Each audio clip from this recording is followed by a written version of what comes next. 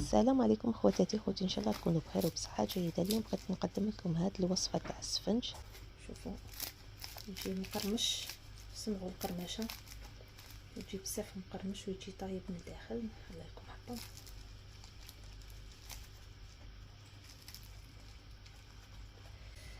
وتجي بزاف ناجحه هذه الوصفه، جربوها واكيد غادي تعجبكم. الا عجبتكم الوصفه ما تنساوش ديروا لي جيم، تشتركوا في قناتي وتفعلوا الجرس ليصلكم كل ما هو جديد. خليكم مع الوصفه وفرجه ممتعه. نبدأ خواتاتي أولا بالصلاة على النبي، اللهم صل وسلم وبارك على سيدنا محمد وعلى آله وصحبه أجمعين. غادي نبداو الوصفة على بركة الله. هنا ندي كاس تاعي 200 مليلتر وانتم دو أي كاس عندكم. هنا نبدو الماء دافي، نبدو الكاس الأول نزيدو الكاس الثاني. قلت لكم في هذه الوصفة نحتاج 2 كيس، والكاس تكبروا ولا تصغروا على حساب أفراد العائلة. درك في هاد 2 كيسان ماء، الماء كيما قلت لكم دافي. غادي نزيد مغرف كبيره تاع خميره الخبز، خميره فوريه. نزيد عليها ثاني مغرف كبيره سكر، نزيدو عليها مغرف كبيره سكر. نزيدو عليها 2 كؤوس تاع فرينه. في المرحله الاولى نديرو كاسين من الفرينه، نديرو الكاس الاول ونزيدو الكاس الثاني ونبداو نخلطو بالفوي، نخلطو مليح.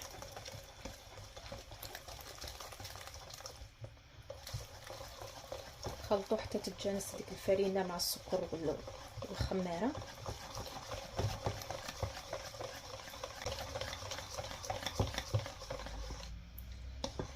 خلطو مليح بهذا الشكل. دروك هنايا اش غادي ندير، غادي نغطيها بالبلاستيك غذائي ونخليها تريح 10 دقائق حتى ديك الخميره تتفاعل، ومن بعد نزيدو نكملو الوصفه. نغطيها بهذا الشكل.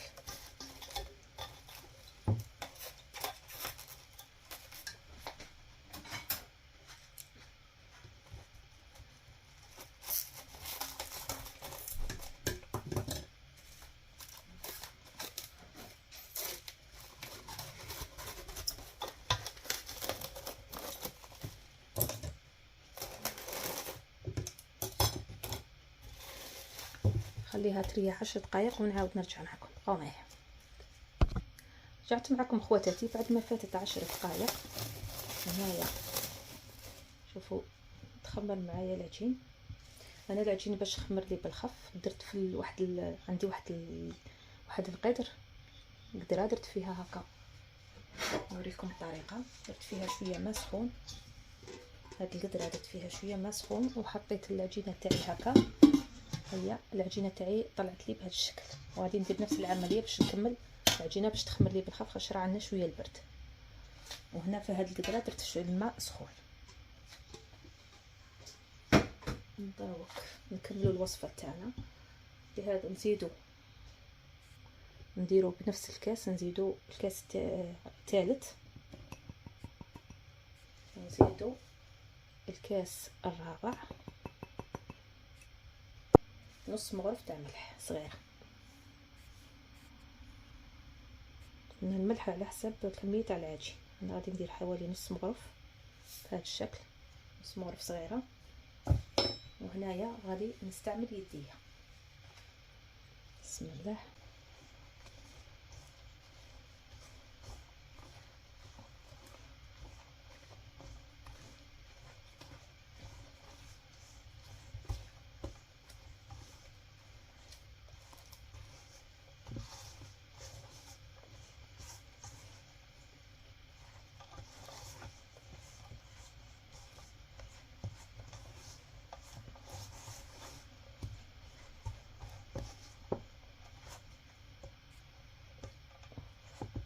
هنا انا على حسب ماني نشوف، انا 4 كيلات تاع فرينه، جات عندي هنايا شويه قاصحه. هنا نجيب نص كاس تاع ماء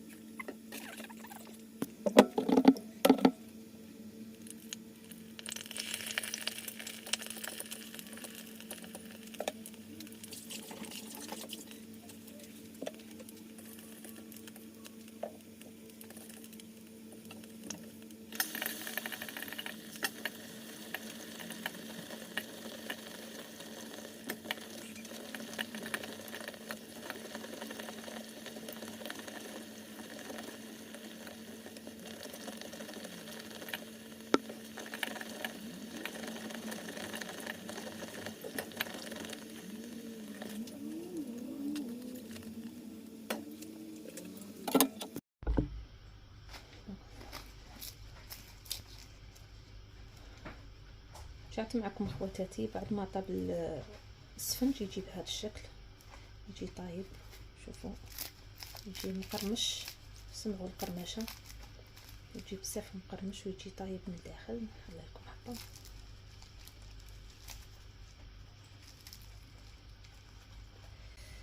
وتجي بزاف ناجحه هاد الوصفه، جربوها واكيد غادي تعجبكم. الا عجبتكم الوصفه ما تنساوش ديروا لي جيم، تشتركوا في قناتي وتفعلوا الجرس ليصلكم كل ما هو جديد. الوصفه المقبله ان شاء الله، والسلام عليكم.